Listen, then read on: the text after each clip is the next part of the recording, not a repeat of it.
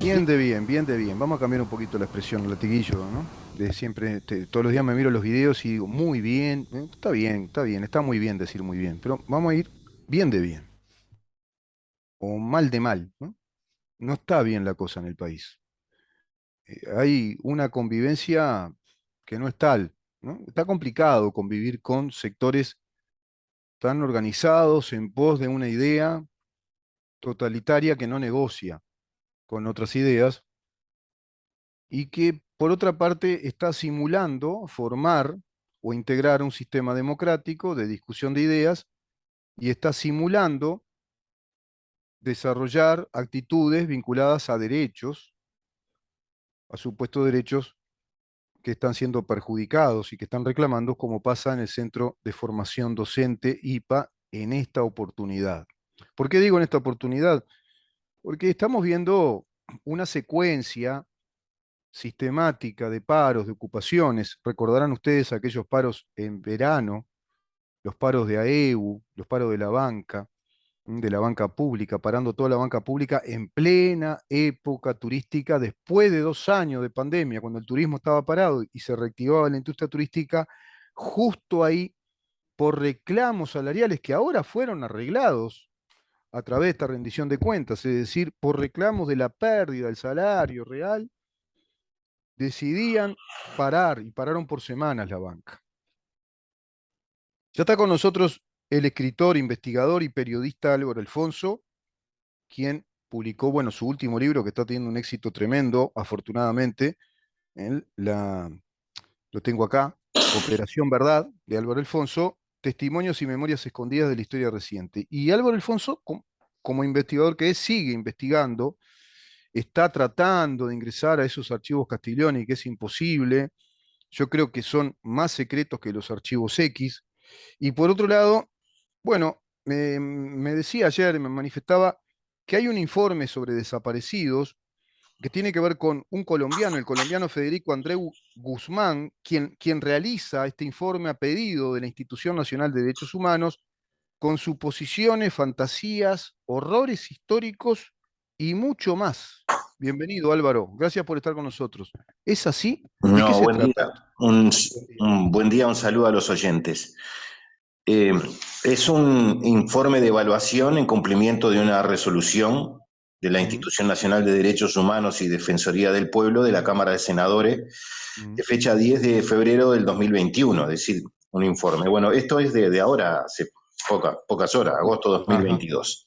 ajá. Esto amparado, conferido por la ley 19.882 del 2019, Ujú. que es la realización de una evaluación que se basó en entrevistas, reuniones de trabajo e información, consulta de documentos y visitas de terreno. Le faltó consultar unos cuantos documentos, pero Ujú. bueno. Eh, para empezar ya, para que vean ya el carácter que va a tener lo que vamos a hablar, Ujú. la Institución de Derechos Humanos designó a Mariana Mota y Wilder Tyler, dos de sus directores, para dirigir las actividades y adoptó unos lineamientos estratégicos para el cumplimiento del mandato, es decir, que fueron los asesores de este leguleyo colombiano, con muchos títulos, pero Sí. con un desconocimiento alarmante de lo que ha sido la historia de nuestro país. Ujú. Por ejemplo, página 5 dice, la institución de derechos humanos se ha enfrentado a numerosos obstáculos, desafíos y retos en la búsqueda de los uruguayos detenidos desaparecidos, tanto en Uruguay como en otros países que deben ser removidos. Y Mm, agrega, el pacto del silencio que por décadas ha existido en sectores militares y civiles, el mm, paso del tiempo y la consecuencia pérdida de testigos directos y otras fuentes humanas de información, el deficitario acceso a los archivos e informaciones que reposan en entidades estatales, la demora en el cumplimiento total de obligaciones impuestas por la ley 19.822, a la Presidencia de la República y a la Secretaría de Derechos Humanos del pasado reciente en materia de archivos, digitalización y traslado de documentación, son algunos de los principales obstáculos que ha tenido que enfrentar. Bueno, empecemos. mm. Pacto de silencio. Mm, Bueno, debería identificar qué sectores militares y civiles son los del pacto. claro, Y si no los sectores involucrados en el pacto, eh, claro. ¿No dice nada? empieza esto. No, no dice nada. Empieza en el Club Naval. ¿Dónde empezó esto? Claro. ¿Empezó antes? ¿O empezó después? ¿O empezó antes del golpe? Bueno, esa es una pregunta que Esto, debería, porque además está diciendo sectores militares y civiles, y bueno, capaz que usted pactó con alguno, ¿no? Pero sí. no puede, es una frase así, la tiro y No, no claro, claro. identifico. Vos sabés que cuando Pero leías después esto, dice, Álvaro, la primera imagen que me venía sí, es, bueno, esperemos que esto esté nutrido de detalles en la información, porque así son como consignas, frases muy vagas, ¿no? Pacto de silencio de sectores militares y civiles. Bueno, es lo que te estás preguntando vos ahora. ¿Y en dónde está ese sí, pacto? ¿Quiénes lo hicieron? ¿Cuándo fue? ¿En qué momento? ¿Qué militares? ¿Qué civiles? ¿Fue el pacto claro. del Club Naval? ¿Fue antes? ¿Fue después? Bueno, no hay nada. O Claro, sea, porque vamos a apuntar directamente, porque acá se cree que fueron los militares y el MLN, no. Vamos a contarla toda, ¿no? Y entonces tendría que identificar, a ver, porque si tirarla así es para que la gente le quede que fueron estos y estos. sí, Es una decir, los visión llamados demonios. monolítica, ¿viste? Cuando Claro, bueno, se la enchufamos a los supuestos dos demonios y dejamos a los otros demonios afuera. claro, claro. Bueno, la institución de derechos humanos dice que tiene que reforzar el equipo de investigación con más personal, así como sus capacidades humanas, tecnológicas y logísticas en materia de archivo y documentación. ¿Sabe cuánta plata le dio el Estado desde el 2021 hasta el 2024 para hacer todas estas investigaciones? ¿Cuánto? 24 millones de dólares. 24 millones de dólares. Ujú. Mm. Ese es el presupuesto que tiene. Tiene que reforzar, ¿cómo es la El frase que estoy evaluador, anotando? Álvaro, ¿cómo es la frase que estoy bueno, anotando? Eso tiene que reforzar, ¿cómo dice? Tiene que sí, que tiene reforzar que reforzar con más personal, capacidades sí, humanas, tecnológicas y logísticas en materia de capacidades, archivo y documentación. capacidades humanas, tecnológicas y logísticas.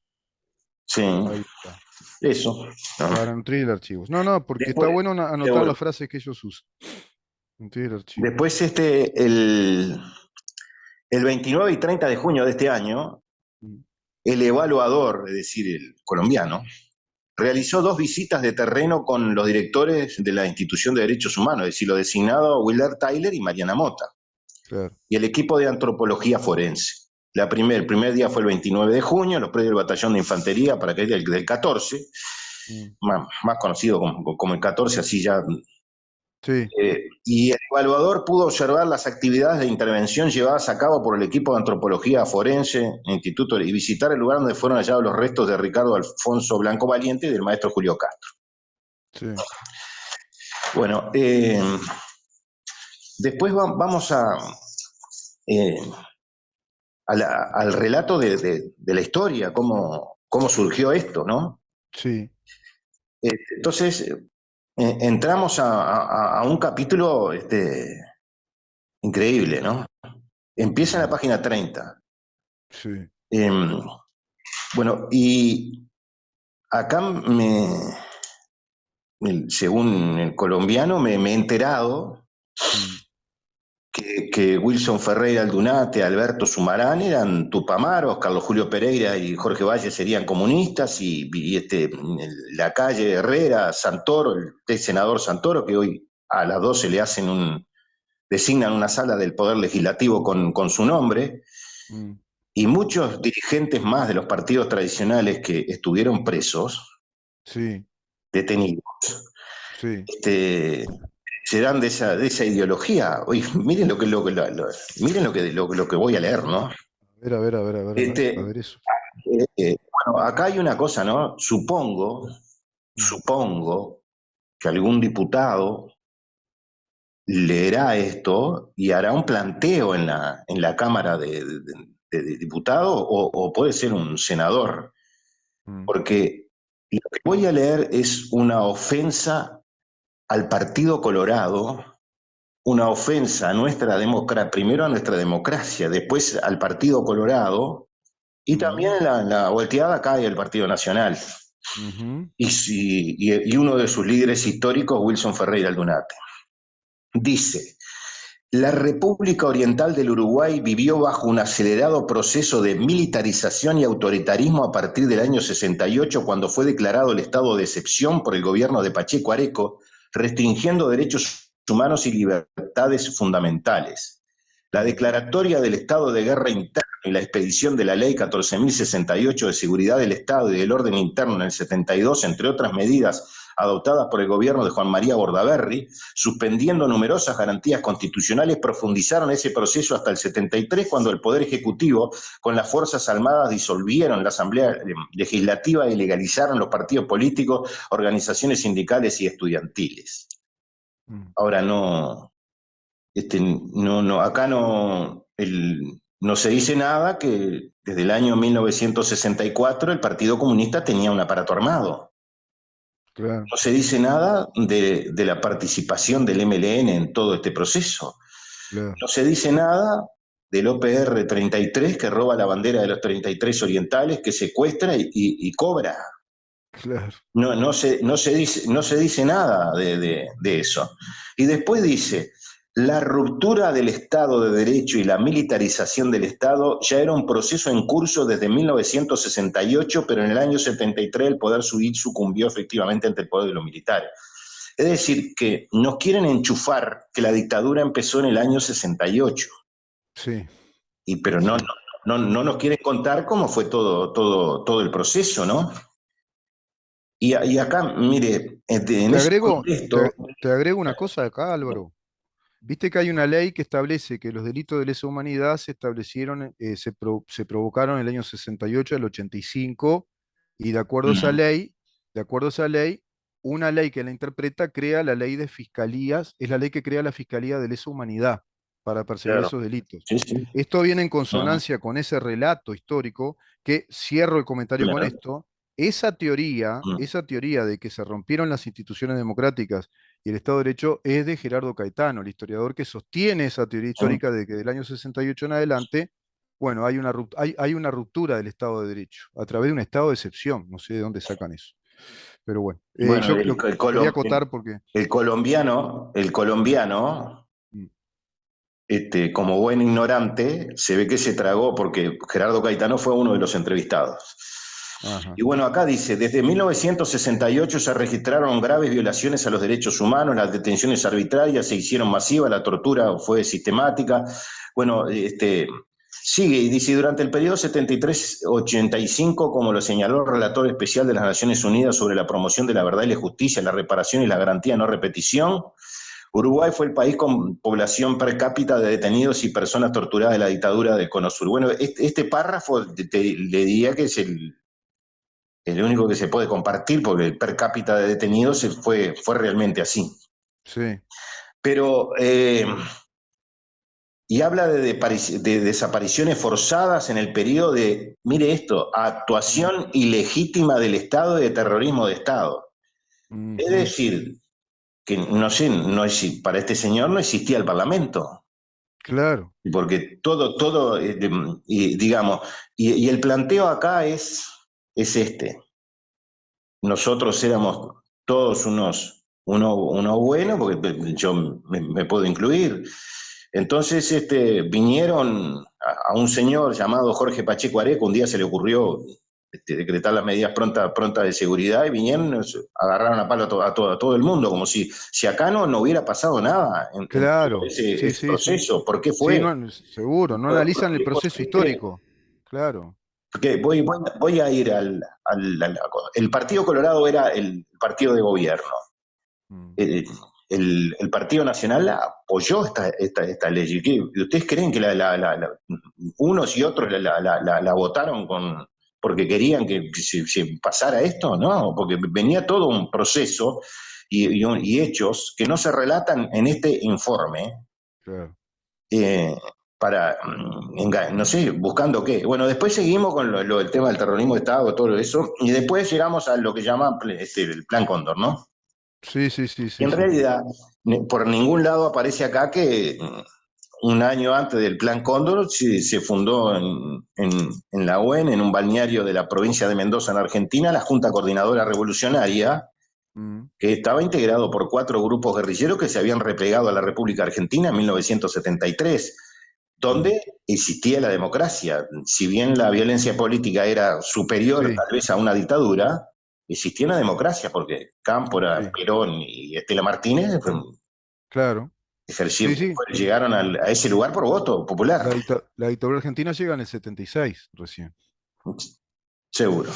Este, Bueno, ahora, Álvaro, para detenernos un poquito en esto, ¿no? sí. De acuerdo a este informe Mm, que dice del pacto de silencio de sectores militares y civiles y que se rompió el mm. Estado de Derecho a partir del año 1968 con ese gobierno del Partido Colorado, Pacheco Areco, que pone un estado de excepción y que luego se va a profundizar con la ley de seguridad en el gobierno de Bordaberry.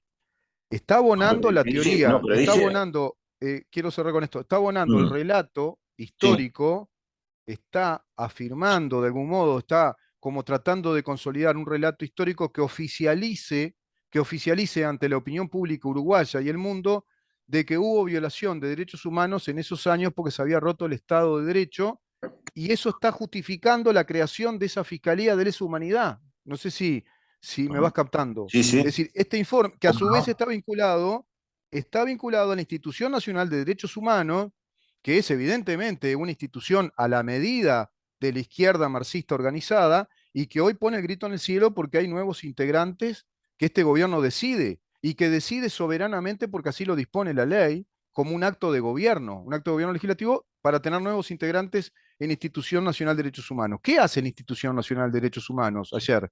Presentan un recurso de revocación que no se puede aplicar, un recurso de nulidad que no se puede aplicar a un acto de gobierno legislativo, un recurso de nulidad incluso. Un mamarracho es lo que plantean. Bueno, te decía eso, pero seguimos. Porque para que quede claro que todo esto Sí. está en ese contexto y en esa lógica, ¿no? Institución Nacional de Derechos Humanos, dedicada todo el tiempo a qué?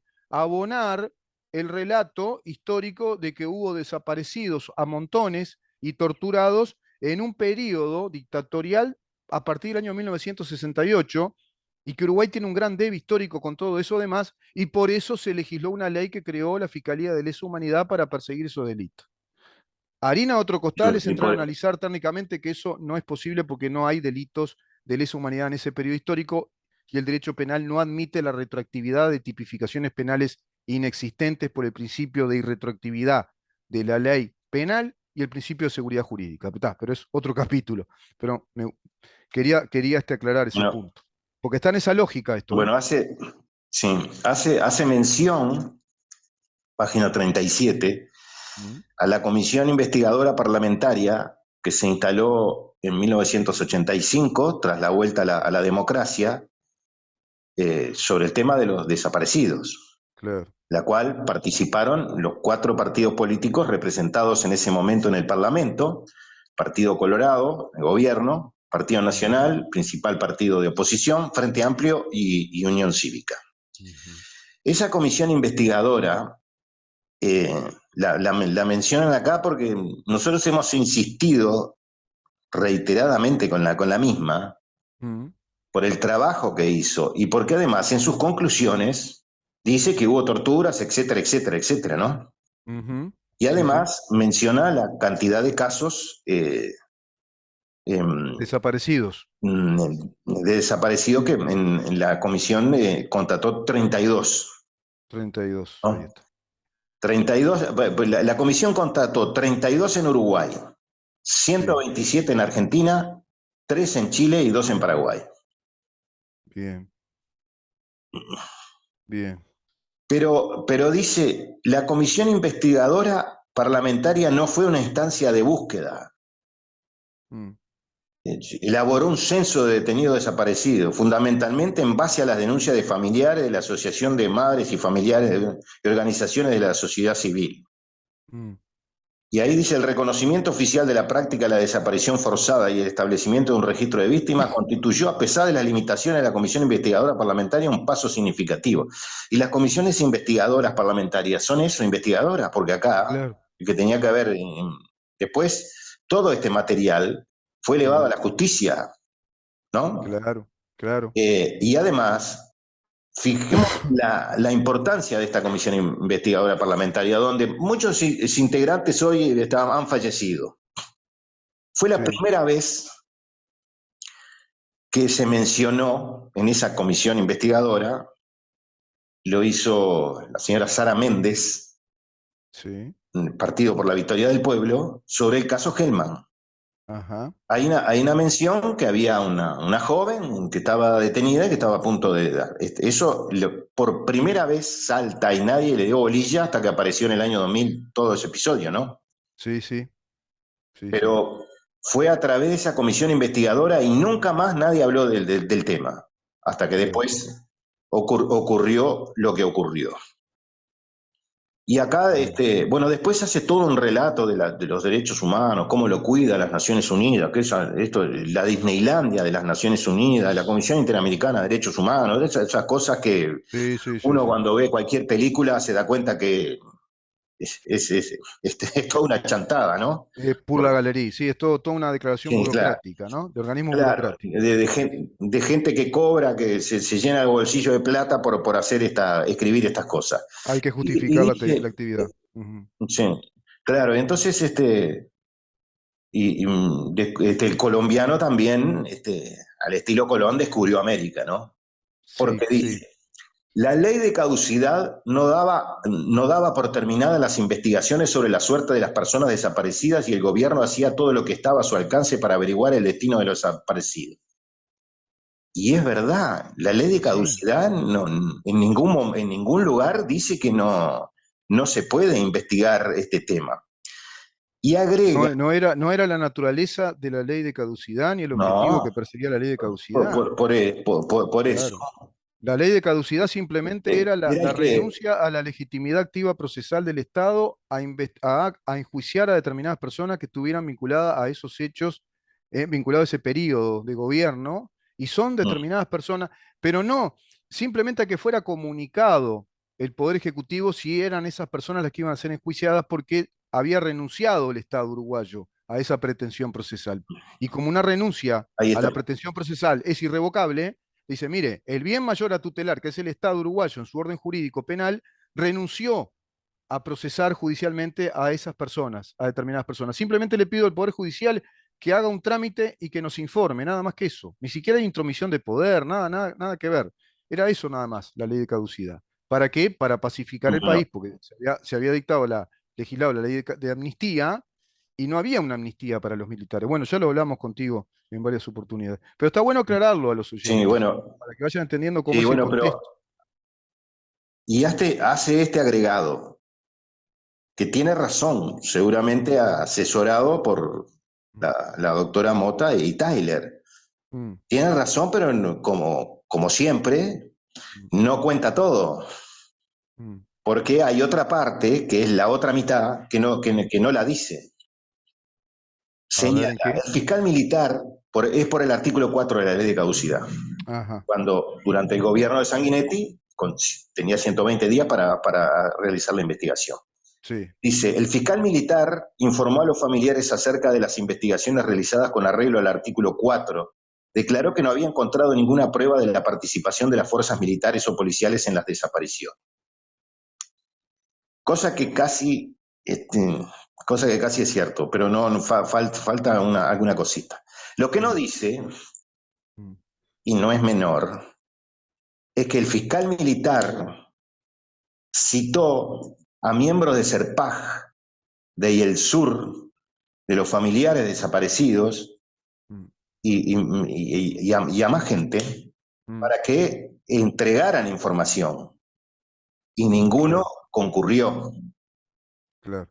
Y además, en algún caso concreto, Mm, citó a miembros del MLN para que fueran a dar su testimonio, entre ellos a Lucía Topolansky, pero no para que la volvieran a poner preso ni nada, no, no, era no, para que, si tenían información, para ver si se podía localizar al ciudadano o ciudadana desaparecida.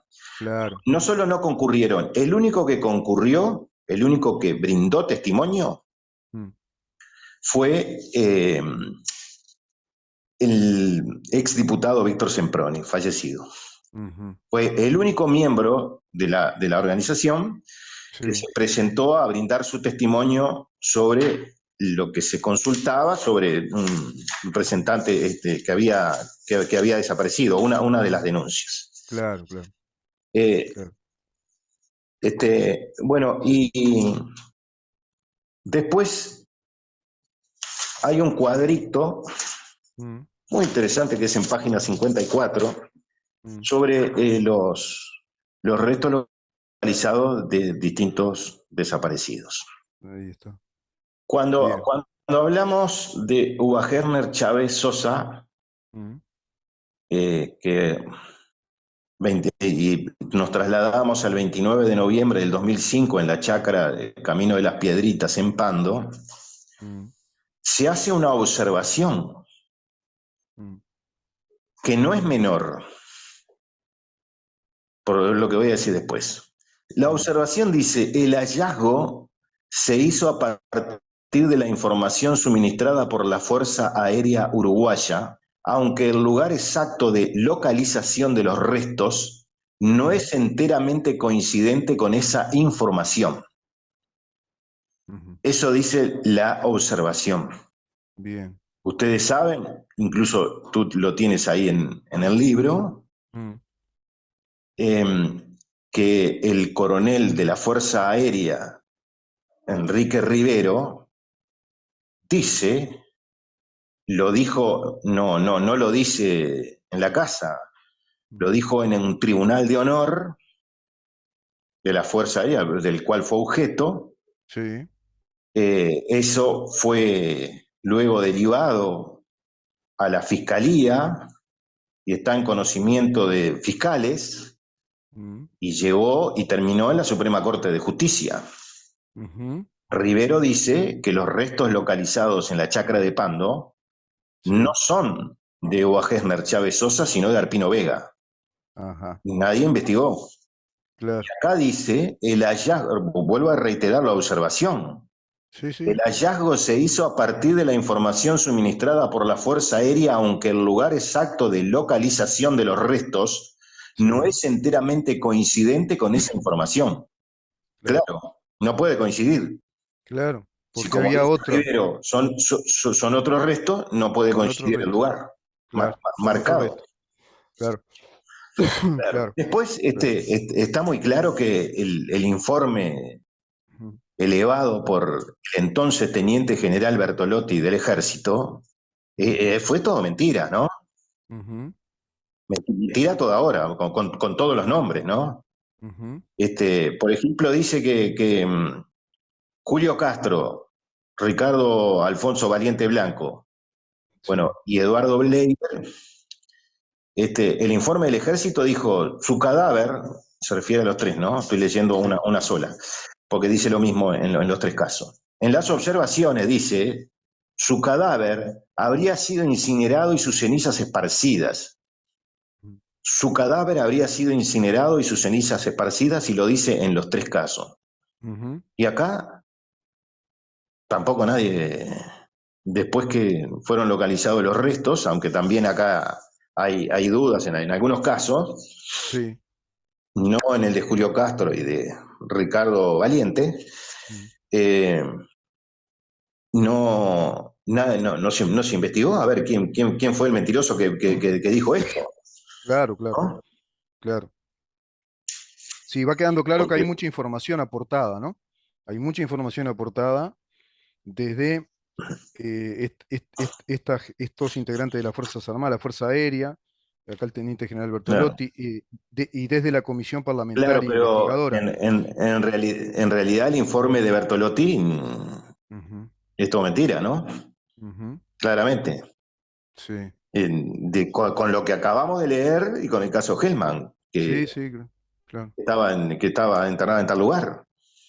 sí, sí, Bueno, después, más adelante, ya digamos, con la página 70, este señor colombiano, el doctor sí, colombiano, sí, destaca el respaldo dado por la Asamblea General y muy particularmente la doctora Beatriz Argimón, en realidad escribana, ha sido valorado como altamente positivo por la institución de derechos humanos. Ciertamente es un factor de gran importancia para que la institución de derechos humanos pueda seguir implementando efectivamente el mandato conferido por la ley 19.822. Es importante que este respaldo de la Asamblea General a las actividades de búsqueda se mantenga hasta que mantenga en vigencia el mandato conferido. Esto hasta tanto no se haya establecido con certeza la suerte y un paradero de los detenidos desaparecidos.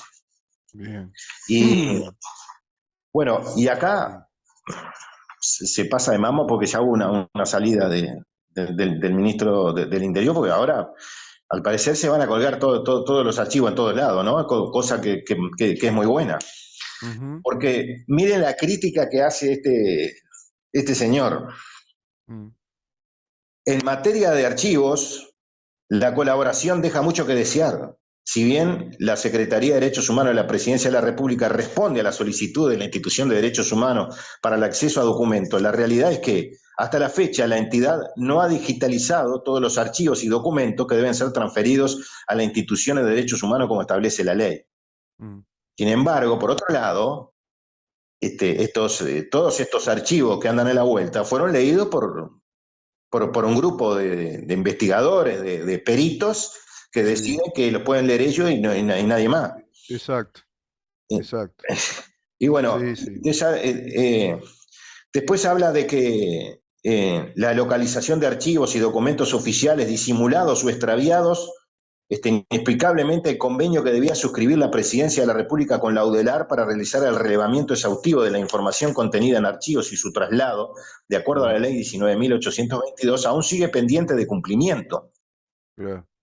Y estas situaciones socavan sustancialmente las actividades de búsqueda de la institución de derechos humanos. Álvaro, queda claro, vamos cerrando la nota, queda claro con todo lo que estás diciendo, todo este informe. ¿De cuántas páginas es? ¿Cuántos folios tiene este informe? 100 páginas. 100 páginas, un libro, un librillo, ¿no? Bueno, queda claro que el objetivo, la misión, la vocación institucional, la tarea institucional de la Institución Nacional de Derechos Humanos es esta: hacer un relevamiento de datos lo más completo posible, digitalizarlo y construir a partir de ahí un relato oficializable de lo que han sido los desaparecidos en esos periodos, ¿no? De los detenidos desaparecidos. Esa es la concepción de los derechos humanos para esta institución de derechos humanos y Defensoría del Pueblo. Es decir, está abocada a ese periodo de la historia. Eso como primera lectura. Por lo tanto, de Institución Nacional de Derechos Humanos abocada a la defensa, a la ayuda, yo que sé, a la sugerencia hacia la justicia de violación de derechos humanos en el hoy por hoy, no, no está contemplada esa actividad. Está contemplado todo esto. Ah, bien. Este, voy a leer las personas entrevistadas. Ahí está, y cerramos la nota ahí, Álvaro, Sí, porque está. te quería preguntar por qué se contrató a este hombre, al doctor Federico Andreu Bueno, Guzmán. ¿Por qué un bueno, colombiano? no sé, no. Hay algunas cosas que se dicen a mí, pero habrá que ver más y además cuánto cobró, ¿no? Claro, Acá claro. las personas entrevistadas fueron Mariana Mota y Wilder Tyler de la Institución de Derechos Humanos. Sí. Walter Perna, Lourdes Rodríguez Becerra, Fabián Werner y Fabián Kovacic del equipo de investigaciones de la Institución de Derechos Humanos. Alicia Luciardo y Gustavo Casanova del equipo de antropología forense de la Institución de Derechos Humanos. Elena Zaffarón e Ignacio Randonea de la Asociación de Madres Familiares Uruguayo Detenido Desaparecido. Gastón Grisoni de Crisol. Graciela Borrelli y Ronald Salamano, Martín Fernández, Efraín Olivera y Madelón Guerra de Serpaj, Eduardo Piroto, José López Más, Álvaro Rico, Roger Rodríguez, Marcelo Falca, Gonzalo Fernández, del doctor Gonzalo Fernández, ¿no? Pablo Sí. Charcoña del Observatorio Lucy Barburu, Ricardo Percival, el fiscal, Óscar López Goldarcena, volvió al ruedo, Nélida Fontora, de Crisol, Isabel Westport, Javier Tassino, tiene que ser Cecilia Blanco, acá dice Banco, Raúl Olivera, Gerardo Caetano, Hugo Rodríguez Almada, Alicia Castro, Isaura Torta, la juez, José Vallardi, Pablo Mieres, el ministro de Trabajo, Beatriz Argimón, la vicepresidenta, mm, el coronel Eustaquio González, que es mm, el enlace del ejército con la institución de derechos humanos. mm, Eh, sí, el doctor Cipriano Gorri, que es el subdirector general de la Secretaría del Ministerio de Defensa. sí, La senadora Lilian Quechichián, mm, que no sé por qué le preguntaron si no los sé, militares hacían turismo, porque no sí, sí, entiendo por qué capaz. le preguntaron a Lilian Quechichián.